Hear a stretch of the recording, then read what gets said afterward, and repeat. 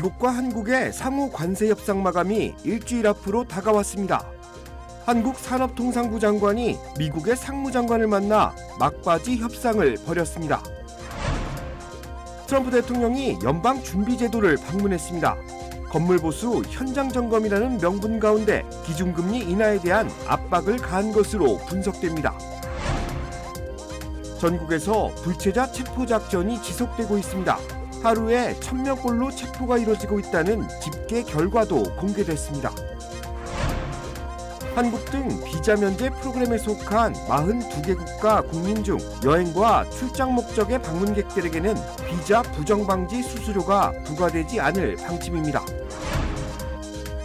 연방항소법원이 트럼프 대통령의 출생시민권 제한에 대한 행정명령을 위헌이라고 판결했습니다.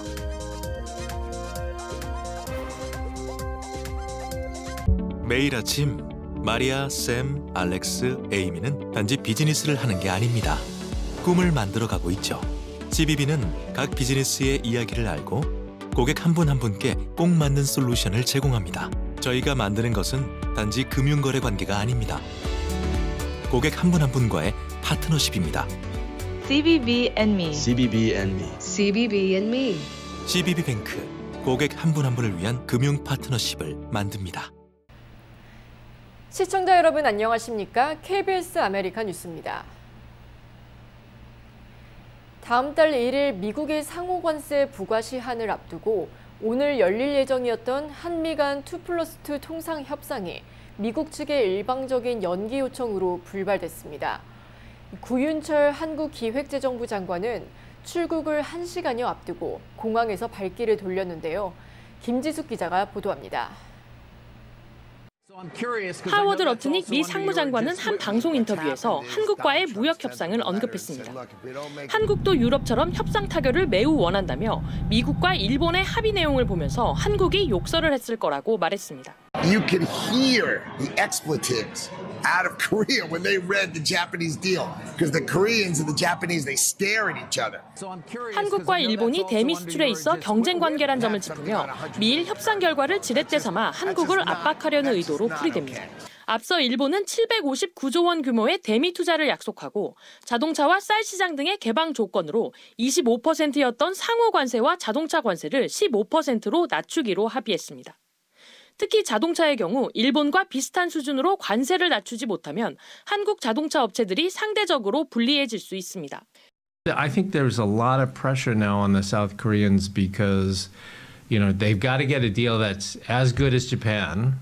당초 예정됐던 한미 간 2+2 협의는 불발됐지만 통상 간 협상은 계속됐습니다. 김정관 산업통상자원부 장관과 여한구 통상교섭본부장은 러트닉 장관과 만나 막바지 협상을 벌였습니다. 정부 관계자는 1시간 20분 동안 심도 있는 협의를 했다고 밝혔습니다. 조선과 반도체, 배터리 등 전략산업 분야와 에너지 분야 협력 강화 방안 등이 논의된 걸로 보입니다. 정부 관계자는 구체적인 협상 내용은 일괄 타결에 앞서 공개하기 어렵다며 추가 협상 일정 등도 아직은 정해지지 않았다고 설명했습니다. 워싱턴에서 KBS 뉴스 김지숙입니다. 미국은 한국보다 먼저 협상을 타결한 일본과도 협상 막바지까지 압박 수위를 끌어올린 바 있습니다. 일본은 협상 타결을 위해 쌀을 내주고 자동차를 지켰다는 평가를 받는데요. 이도윤 기자가 보도합니다. 우선 쌀. 일본은 미국에 대폭 개방한다고 했지만 추가 개방이 아니라 관세 없이 수입하는 77만 톤 가운데 미국산 비중을 늘리는 거로 보입니다. 일본은 무관세 수입 쌀의 국가별 비중을 정부 마음대로 정할 수 있어 가능한 얘기입니다. 반면 우리나라는 국가마다 별도 조약을 맺어 쌀 수입 비중을 정해놨기 때문에 일본처럼 재량을 발휘하기 어렵습니다. 미국이 압박하는 30개월령 이상 소고기 수입. 일본은 이미 트럼프 1기 때인 2019년에 모두 풀어 이번 협상의 논의 대상이 아니었습니다. 반면 우리나라에선 협상 카드로 내밀 수 없는 레드라인으로 분류됩니다. 미국에서도 상품 가치가 떨어진 아주 쓰지 못할 소까지 저희에게 수입을 하라는 것은 문제가 있다고 봅니다. 수익성 우려로 우리가 주저하는 알래스카 LNG 프로젝트, 일본이 참여하기로 하면서 선택지는 더 좁아졌습니다. 일본은 미국에 5,500억 달러, 우리 돈 760조 원 규모 투자 펀드 조성도 약속해 주었습니다. 우리는 한 해 예산이 이에 못 미칩니다. 미국은 우리에게도 일본과 비슷한 수준을 기대하는 거로 전해집니다. 일본 수준으로 협상을 타결하는 게 우리 정부의 그 최대 목표가 된 상황입니다. 또 협상에서 상호 간의 이견의 폭을 줄이기 어려울 수밖에 없는 구조가 좀 되었거든요. 정부는 관세 협상 타결을 위해 국내 기업들과 대규모 현지 투자 계획을 세워 미국에 제안할 계획인데 구체적인 금액은 알려지지 않았습니다. 대미 수출 분야도 규모도 우리와 비슷한 일본과 관세율이 10%포인트나 차이 나면 경쟁은 사실상 불가능하게 됩니다. KBS 뉴스 이도윤입니다. 트럼프 대통령이 기준금리 인하를 압박하며 연방준비제도를 전격 방문했습니다. 명분은 건물 개보수 현장 점검이었지만 금리 정책을 둘러싼 연준 흔들기라는 분석입니다. 오늘 트럼프 대통령은 워싱턴 DC 연준본부를 직접 방문했습니다. 대통령의 연준 방문은 2006년 이후 19년 만입니다. 트럼프 대통령은 연준 건물 개보수 현장을 직접 둘러본 후 기자들의 질문에 파월 의장이 기준금리를 낮췄으면 좋겠다고 말했습니다. 다만 파월 의장을 해임할 계획은 없다고 거듭 강조하며 올바른 결정을 내릴 것이라 믿는다고 덧붙였습니다. 파월 의장의 임기는 내년 5월까지입니다. 전국에서 불체자 체포 작전이 이어지고 있습니다. 그동안에는 정확히 몇 명이 체포되고 있는지 자세한 내역이 알려지지 않았었는데 최근 영국의 가디언지가 해당 정보를 입수해 공개했습니다. 보도에 이유수 기자입니다. 영국 일간지 가디언은 지난달 미국의 불법 체류자 체포 건수는 하루 평균 1,000명꼴로 확인됐다고 보도했습니다. 이 같은 수치는 정보공개법에 따른 청구와 소송으로 입수된 데이터에 기반을 두고 있습니다. 가디언지의 그래프에 따르면 트럼프 대통령의 취임일인 1월 20일을 기점으로 가파른 상승 곡선을 그리기 시작한 뒤 5월 21일 국토안보부에 불체자 체포 건수를 상향하라는 지시가 내려지면서 수직으로 상승하기 시작했습니다. 트럼프 2기 행정부 출범 전 1일 체포 건수는 300명 수준에 머물렀지만 트럼프 대통령 취임 직후에는 3배 이상 늘어난 겁니다. 이민 당국에 검거된 불법 체류자들은 각국으로 추방되고 있는 것으로 확인됐습니다. 출신 국가별로는 멕시코가 63,230명으로 가장 높은 수치를 기록했고 14,990명을 기록한 과테말라, 12,530명으로 집계된 온두라스가 각각 그 뒤를 이었습니다. 검거된 불체자들의 상당수가 남미 출신으로 확인된 겁니다. 한편 불법 체류자 가운데 남미계에 이어 한인 등 아시아계도 상당수여서 한인 사회의 불안감도 커지고 있습니다.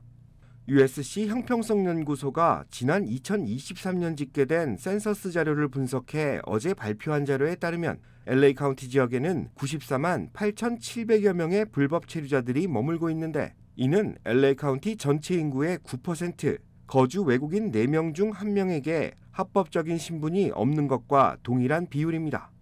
이 중 LA 카운티에 머물고 있는 한국 국적의 불법 체류자들은 13,200여 명으로 전체 국가 중 7위를 기록했습니다. 미국 내 한인 불법 체류자의 수는 최소 13만 명에서 최대 23만 명 사이로 추정되고 있습니다. 전체 불법 체류자 가운데서는 적은 비율을 차지하고 있지만 지금과 같은 이민 당국의 체포 추방 작전이 지속될 경우 한인 불법 체류자들도 수사망에 오를 수 있다는 불안감과 우려가 커지고 있습니다. KBS 뉴스 이우수입니다. 연방정부가 $250의 비자 부정방지 수수료 시행을 밝힌 가운데 한국 등 비자 면제 프로그램에 속한 42개국 국민 중 관광과 비즈니스 출장 목적의 단기 방문자에게는 적용되지 않는 것으로 알려졌습니다.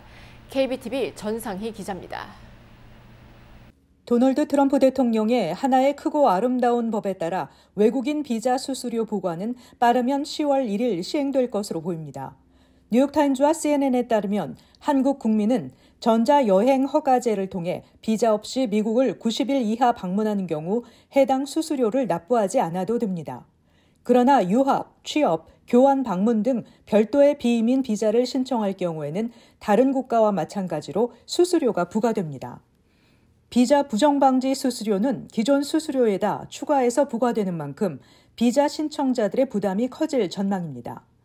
예를 들어 H-1B 취업 비자를 신청할 경우 기존 비자 발급 수수료 $205에 비자 부정방지 수수료 $250를 더해 총 비용이 $455로 오르게 됩니다.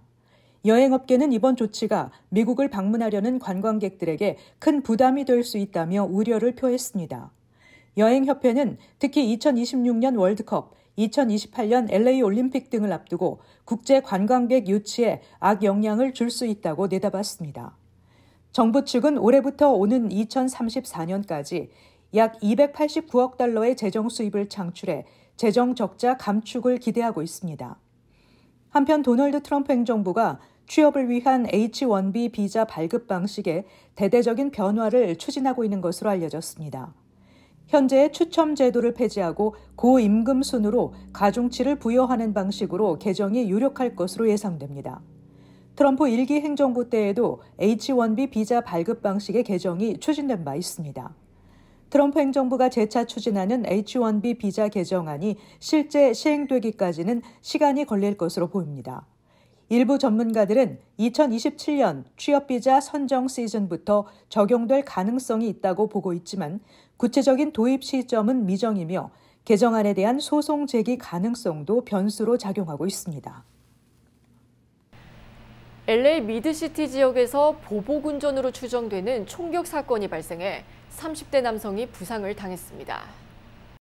LA 경찰국은 어젯밤 11시 30분쯤 라시에네가와 베니스 블러바드 인근에서 총격 신고를 받고 출동했다고 밝혔습니다. 현장에는 신원 미상의 30대 남성이 최소 한 발의 총상을 입어 병원으로 옮겼다고 경찰은 설명했습니다. 운전자들 사이에 분쟁이 발생한 원인이 불분명한 가운데 용의자는 사건 발생 후 자신의 차량을 타고 현장에서 도주해 경찰은 피해자와 목격자 증언을 토대로 수사 중이라고 밝혔습니다. 이어지고 있다. 내 손에서 가능성으로 이어지고 있다. 가능성이 도전으로 이어지고 있다. 도전이 성공으로. 패시비의 능력이 나의 능력으로. 내가 만난 새로운 능력. 패시빌리티 패시비뱅크. 1심에 이어 2심인 연방항소법원도 트럼프 대통령의 출생시민권 제한 행정명령이 위헌이라고 판결했습니다. 특히 전국적인 효력까지 인정했는데 결국 최종 결정은 대법원에서 내려질 전망입니다. 윤범수 기자가 보도합니다. 샌프란시스코 소재 연방 제9순회항소법원은 어제 재판관 2대1 다수 의견으로 출생시민권을 제한한 트럼프 대통령의 행정명령이 위헌이라고 판결했습니다. 특히 워싱턴주 연방지법이 내린 전국 단위의 금지 명령도 인정했습니다. 이번 판결로 인해 하급심인 항소법원이 대법원이 내렸던 판결을 무시한 것이라는 의견이 나오고 있지만 사실과는 다릅니다. 앞서 지난달 27일 연방대법원은 6대3 다수 의견으로 일개 지역 판사가 전국적인 명령을 내리는 것을 제한한 바 있는데 여기에는 소송 이해 당사자의 권한과 범위를 넘어선 경우라는 예외 조항을 달았습니다. 또 출생시민권과 관련해 직접적인 판단도 하지 않았습니다. Nothing in the majority opinion suggests in any way that the president's executive order is legal, and it is not. And the Supreme Court's order itself, which said it shall not go into effect for those 30 days. 이러한 해석에 따라 지난 10일 뉴햄프셔 연방지법은 다시 한번 출생시민권 제한에 대한 전국 단위의 금지 명령을 내렸고 이번에 상급법원인 항소법원까지 이를 인정한 것입니다. 캘리포니아와 애리조나, 워싱턴주 등 서부 지역을 관할하는 항소법원이 내린 판결로 인해 일단 출생시민권 제한 정책과 관련해선 제동이 걸린 것으로 보입니다. 결국 최종 판단은 대법원에서 내려질 것으로 보입니다. 출생시민권은 워낙 광범위한 대상을 포괄하고 있고 또 수정헌법 14조에 대한 해석도 엇갈리고 있습니다. 각 지역 소송 역시 대법원 판단의 빈틈을 노려 여러 주가 참여하는 집단 소송으로 확대되고 있습니다. 이번 항소법원의 빠른 판결로 인해 대법원이 출생시민권에 대한 직접적인 판단을 내릴 시기도 앞당겨질 것으로 예상됩니다. 이번 판결과 관련해 에비게일 잭슨 백악관 부대변인은 이메일 성명을 통해 항소법원이 수정헌법의 목적과 문구를 잘못 해석했고 항소심에서 정당성을 입증할 것이라고 밝혔습니다. KBS 뉴스 윤범수입니다. 건강보험사 유나이티드 헬스가 메디케어 사업과 관련해 법무부의 수사선상에 올랐습니다. 유나이티드 헬스가 공적 건강보험인 메디케어 사업과 관련해 법무부의 조사를 받고 있다고 밝혔습니다. 유나이티드 헬스는 메디케어 사업 일부와 관련한 언론 보도 후 법무부에 먼저 연락했고 현재 법무부의 공식적인 민형사상 요청에 대한 응답을 개시했다고 전했습니다. 하지만 회사의 진단 과장과 리베이트를 통한 보험료 인상 시도가 핵심 혐의로 지목되고 있습니다. 앞서 지난 5월 월스트리트 저널은 유나이티드 헬스가 메디케어 환자에게 불필요한 진단을 기록해 보험료를 과다 청구했다는 의혹을 보도한 바 있습니다. 하루 7,000보를 걸으면 사망 위험이 절반 가까이 줄어든다는 연구 결과가 나왔습니다. 호주 시드니 대학교 연구팀은 전 세계 31개 걸음수 관련 데이터를 분석한 결과 하루 7,000보 걷기만으로 전체 사망 위험이 47% 줄어든다는 사실을 밝혔습니다. 심혈관 질환 위험은 25%, 암으로 인한 사망률은 37%, 치매는 38%까지 낮아졌습니다. 여기에 당뇨, 우울증, 낙상 등 만성질환 예방 효과도 함께 확인됐습니다. 연구를 주도한 멜로디 딩 박사는 7,000보가 효과적이지만 걸음수가 많을수록 건강에 좋다고 강조했습니다.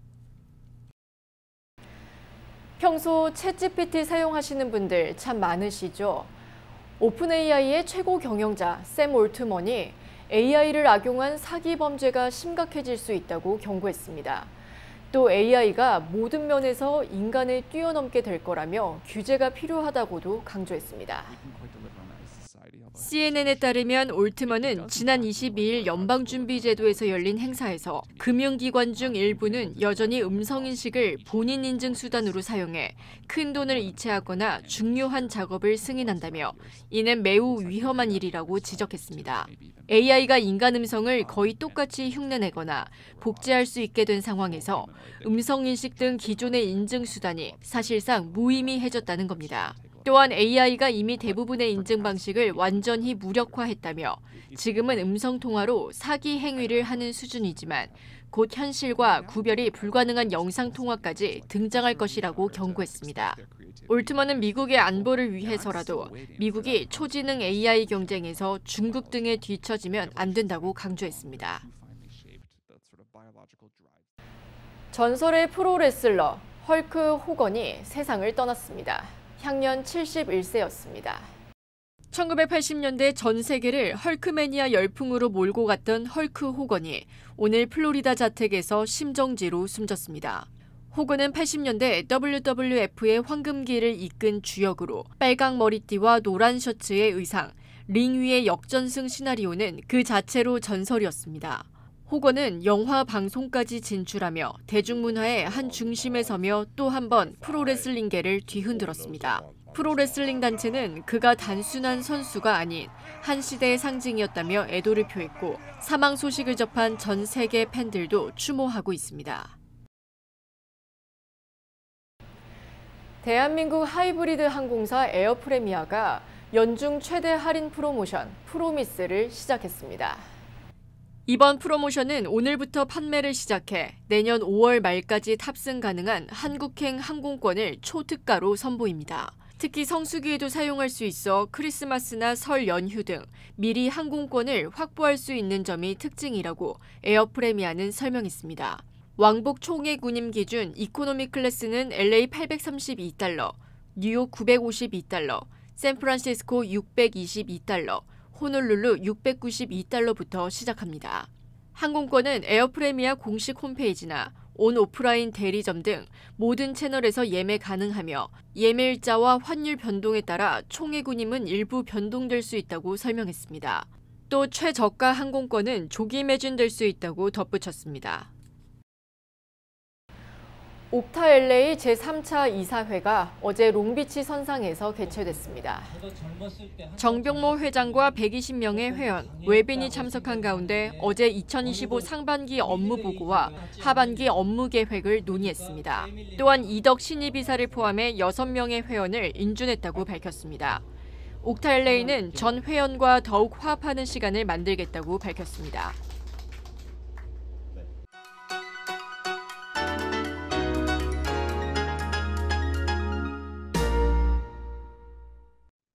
주식시장은 오늘 엇갈렸습니다. 어제 랠리 모드를 하루짜리 반짝 상승으로 끝내고 다시 혼조세로 돌아섰습니다. 최근 5일 중 4일이나 엇갈린 등락으로 마감한 건데요. 어제 500포인트 넘게 오르며 사상 최고치 돌파 직전까지 올랐던 다우존스는 오늘 완전히 반전된 흐름을 보이며 셀러프 모드로 꺾였습니다. 특히 다우 종목 중 하나인 IBM이 3년 반 만에 최대 낙폭을 기록하며 10주 최저치로 밀린 점이 상당한 부담으로 작용했습니다. 반면 내스닥과 S&P 500은 오늘도 나란히 사상 최고치를 경신했는데요. 예상보다 줄어든 신규 실업수당 청구 건수가 6주 연속 감소세를 이어간 가운데 테슬라와 알파벳의 희비는 실적 발표 후 엇갈렸습니다. 테슬라는 급락세를 보이며 연초 대비 25% 폭락한 지점으로 추락했습니다. 반면 알파벳은 2월 4일 사상 최고치 대비 7%가량 낮은 수준인 5개월 최고치로 반등했습니다. 또한 매그니피센트 세븐 중 테슬라를 제외한 나머지 6종목도 모두 올라 추가 상승에 대한 기대감을 고조시켰습니다. 지금까지 김지한이었습니다.